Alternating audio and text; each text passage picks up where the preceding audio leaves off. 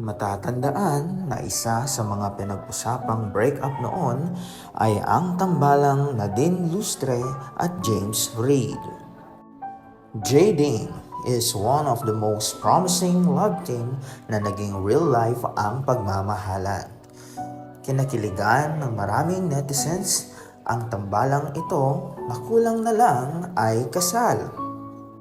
Maraming mga pelikula ang kanilang pinagsamahan na talaga namang kinakiligan ng mga Pilipino.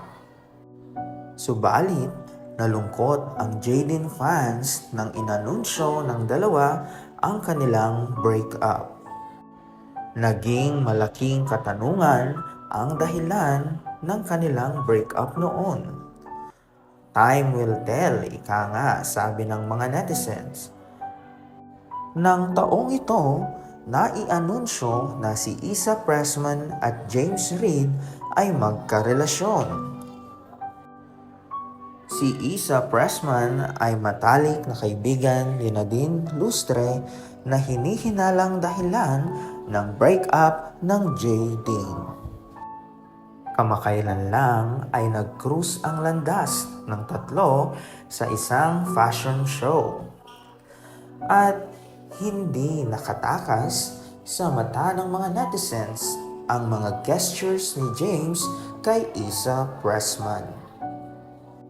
Isa na dito ang pagbitaw ni James sa kamay ni Issa nung nakita ni James na papalapit si Nadine Lustre.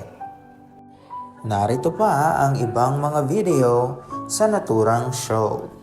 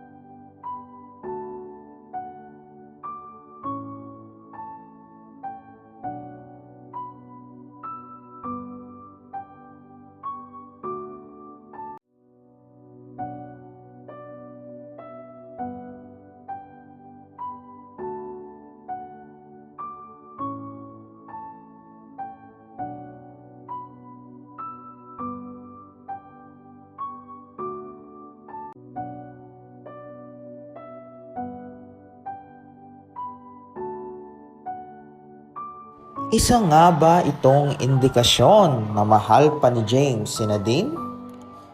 Anong masasabi mo sa issue na to? Comment down below!